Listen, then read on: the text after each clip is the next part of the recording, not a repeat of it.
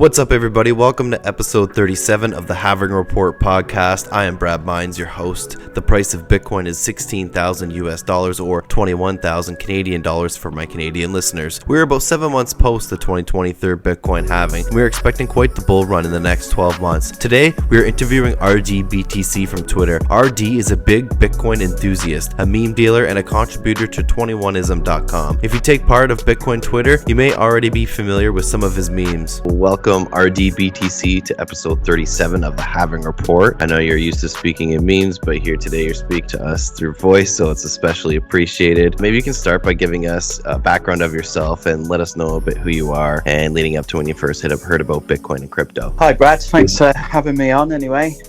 First got into Bitcoin in October 2017, so this is sort of my first proper bull run, because when I got into it in 2017, I know we were in towards the end of the bull run, but I literally had no idea what was going on. And I hadn't even really looked at the price before I started buying, because it was more to do with sort of finding Bitcoin and realizing what it was more to do with why I was buying and not to do anything to do with the price, really.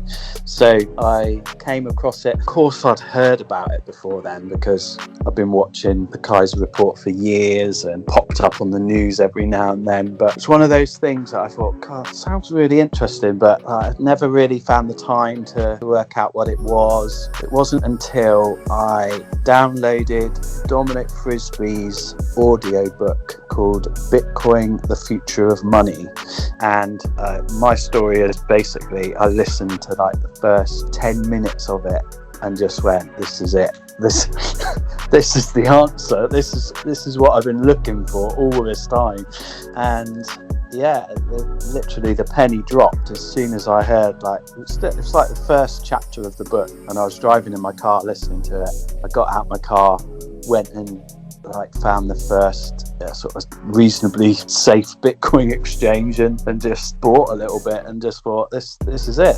I got to learn more about this, and it all went from there, really. And that was in 2017 when you listened to Bitcoin, the Future of Money? It was October the 1st, 2017. Remember the date exactly. That's pretty similar to my story. Like, I started really diving deep, like you. I had heard about it years before, but for one, didn't have money to invest, and so like later on when I heard about it was 2017, I think, when it first hit $4,000, and then I really started diving deep in and around August, September, October 2017, just like you. And again, like, I didn't really understand, like, I was just understanding what Bitcoin was and the technology, and I was just buying, not looking at prices really, and I didn't really understand the halving at the time either, and how it works in these cycles. So I just thought, like, at the time I thought it possibly might just keep going up, right?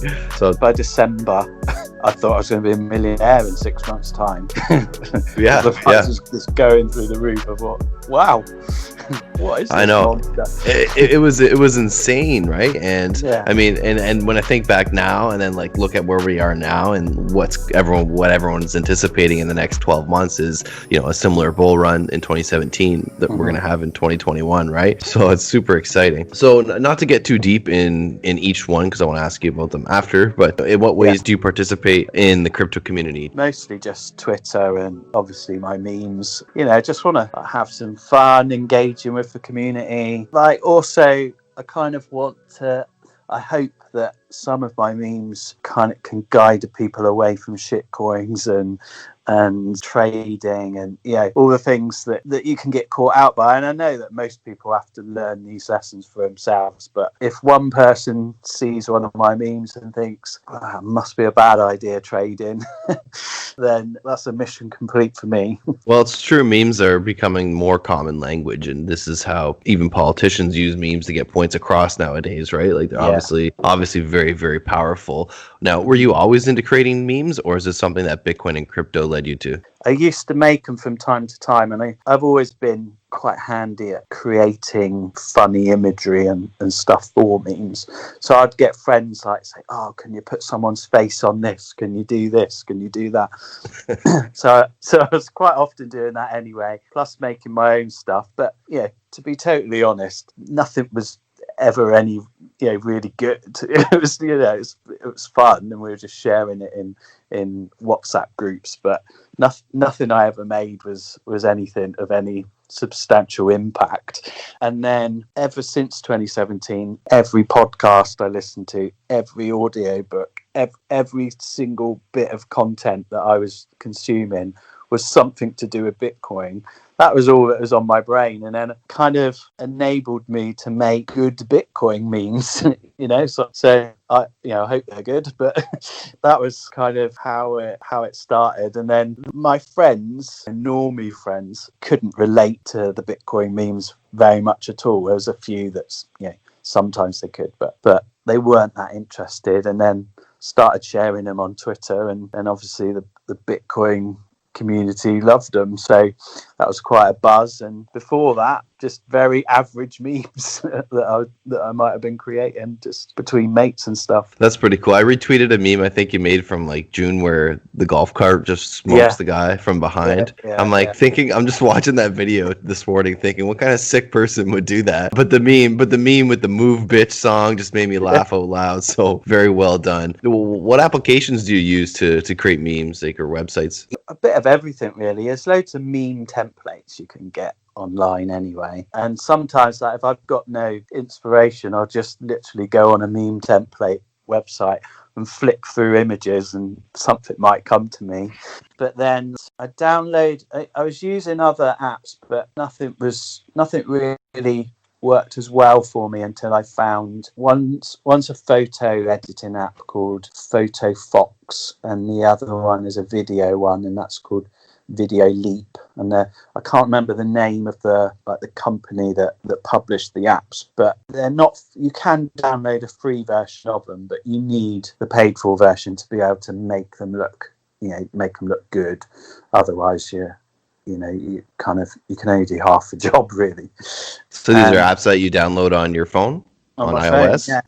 Yeah, been able to do it. And sometimes I cross over to my PC if there's little bits that I can't quite do on my phone. But most of it I can do on my phone, because quite often the inspiration for a meme might come to me at 4:00 in the morning when I'm sat on my phone in bed when I should be asleep, or browsing through Twitter, and I've got to do it there and then, because I'm not going to get up and sit at my computer and do it on Photoshop at 4:00 in the morning. I guess meme makers can never sleep. I mean, you're always on it, right? Yeah, you're always working. Mine's always working. That's good, though. Could you tell me about 21ism.com and what that is? It's sort of like a group of us really started getting to know each other earlier this year. A few of them were already basically sort of putting the ideas together before I'd even met these guys, and obviously my memes got their attention and they sort of took me under their wing. And they're all just really cool guys, really into Bitcoin, wanting to spread this content. And basically they said, we're setting up this website, do you want to be involved, do you want to contribute, we want to feature you, stuff like that. So I was like, I'm a pretty laid back guy, I just kind of go along with whatever. If people are interested in my content and what I've got to say and stuff, then it's cool. It's just it's quite humbling really. So 21ism is a place for people to go and just get general Bitcoin content, or just memes or articles? They're kind of doing featuring, so each month will be a new block, and they're featuring a meme artist, an artist, a writer, and I think a developer as well. So quite a wide spread of all the sort of talents that are in this space. And Badders and South Banked, who both are the main sort of driving force behind it, they're really sort of hunting out the content and the talent and getting them all involved. And it's cool stuff. And website looks really cool. No, definitely. For the listeners, that's 21ism.com, 21ism.com. And you also have swanbitcoin.com in your profile as well. Could you explain what Swan Bitcoin does? The reason it's there is because I'm not a Swan Bitcoin customer, because I'm not based in the US, but they have given me a stacking code, which means that you can use that code to sign up for Swan. And what they do is it's a Bitcoin exchange where you do dollar cost averaging in every month, and it's the best way to stack sats. Basically, is it takes all the volatility out of it. What do they say? You set it up and forget about it, basically, and you just get those sats stacking automatically. Don't have to think about it. Yeah, those guys are really cool, and the reason that's on there is because there's the Bitcoin Arsenal, which is it's like a Telegram group. It's run by the Swan guys, and they just try and get all of us Bitcoin memers together where we can sort of share ideas and collaborate on stuff there.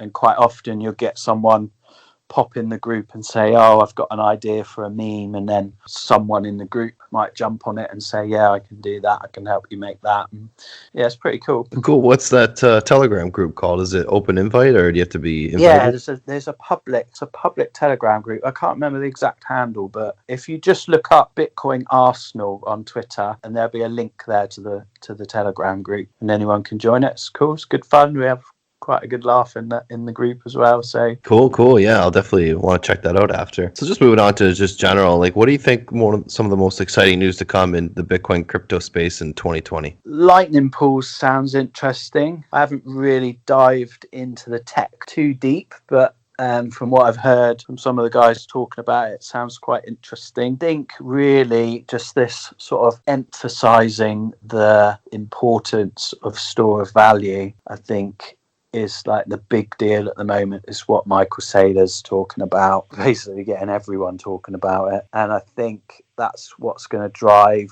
all the new money in this bull run coming in. I think it's just, I know it's not news to us, but to a lot of people that aren't familiar with Bitcoin or what it is or how it works, I think when people fully understand what a store of value is, and that Bitcoin is the best store of value we've ever had or will possibly ever see, then that's going to be the biggest thing, I think, for me. Definitely, I've noticed the massive general understanding that's seeping in through traditional hedge fund managers, big time players get into this space, and people understanding that store of value and how Bitcoin acts as a store of value and is much more superior, really, to say something like gold. So do you see Bitcoin to continue to eat away at gold investments then? Oh yeah, for sure. I mean, I was looking at someone, Robert Key. Completely Muller is his surname, but Robert Kiyosaki or whatever. Yeah. He tweets quite a bit about Bitcoin, but also gold and silver. And I'm just thinking, gold is just going to get absolutely murdered in this bull run, I think. And I think there's a lot of your sort of old school gold guys, and some of them are gonna flip because they're just going to see it. Like, they're just going to see it happen in front of their eyes. Bitcoin is just going to completely eat up their market cap, but some will be stubborn and hold on to their old rocks for as long as they can. It's just a no-brainer for me. It's like gold has nothing to offer in the digital age. It just doesn't work in the digital age. You can't transfer it easily. If you need your money just to sit there and do nothing, then it's fine, but that's not what most people want their money to be able to do in this age we're in. Now, I know you mostly focus on Bitcoin, but do you dive, or are you interested, or do you hodl any other altcoins or trade? No, I don't trade. When I was first got involved, obviously you download the app, you buy some Bitcoin, and like, what are all these other coins? Like, why is there so many of them, and why are some of them on this exchange but others aren't, and trying to work that out. And then I started talking about Bitcoin to some of my friends, and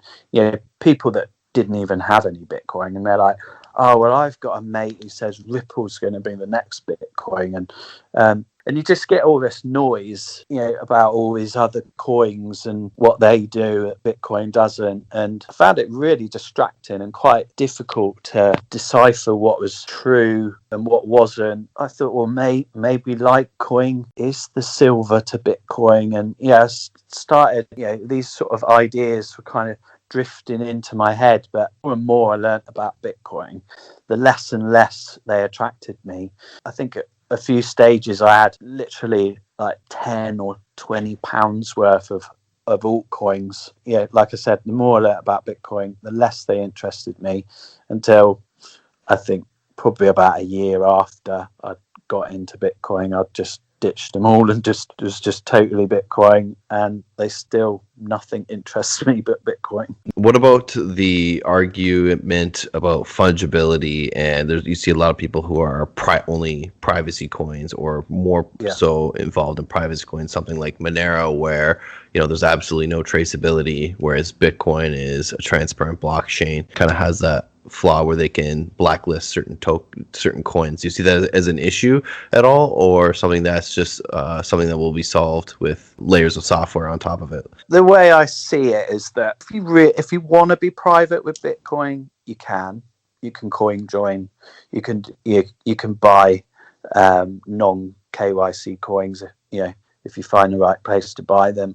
So you can do that with Bitcoin if you want to. It doesn't really interest me personally, but also obviously you've got your privacy coins, and I just think, well, if I was trying to do something that I wanted to hide, then maybe I would try and use those. But for me personally, they don't attract me, and I have no need for them. So who's to say there's not a need for them in the future? I don't know. I personally just think that Bitcoin solves the problem of money. There's a major problem with money. Bitcoin solves that problem, and until that problem has been completely solved and we've moved to a Bitcoin standard, then everything can be pegged to Bitcoin.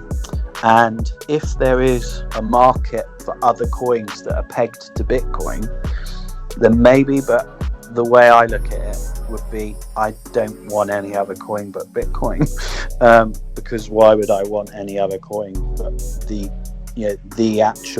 the money that we're all using, that we all need, the best store of value. So I hope that answers your question anyway. But no, absolutely. And if it depends on, like, Bitcoin can be utilized as different things to different people. So if your end game, if your current strategy is to hodl Bitcoin and not use it, like if you're using it in everyday transactions, you could maybe say that fees are a little bit too high compared to other cryptocurrencies or something like that. But I mean, for me and you, if we're just hodling Bitcoin long term and we're not moving it around very often, then I mean there's no reason to take on additional risk. Like, I'm very much a blue chip crypto guy. Like, I do dive out beyond Bitcoin, but not too much. Like, the majority of my holdings are in Bitcoin, and I do that as a safety, because I feel like accumulating for a lot of these altcoins, accumulating more Bitcoin is always the end strategy anyways. So it's like, well, you don't want to be too diversified into altcoins, that's for damn sure. If you want to, I look at it as a gamble almost, right?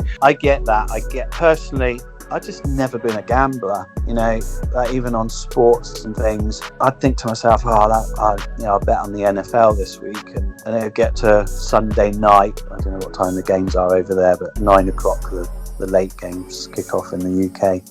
And I think, I forgot to have a gamble. So gambling's never really got me. And then looking at the other coins, it is a gamble. They go up and down, and if you can sell the top and buy the low, you've made a good gamble. Do you know what I mean? But it's just never interested me. I'm just generally really patient anyway. So I'm just quite happy to buy and hodl and DCA and just chill through it all.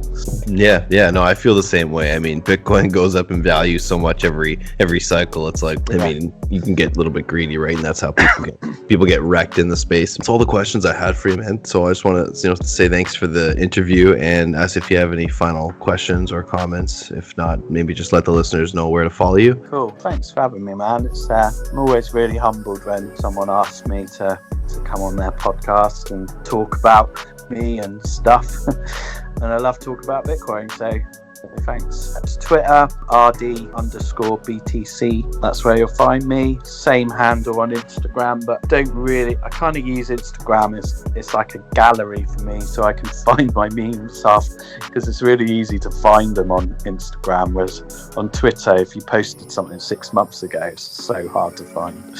So that's really what I use Instagram for. If you already follow me, thanks for following me and supporting my memes and retweeting them, and cheers. Thanks a lot. Okay, thanks, man. Hope to do it again sometime. Thank you for listening to episode 37 of the Halving Report podcast. Be sure to like the podcast, leave us a comment or question, and subscribe to the show.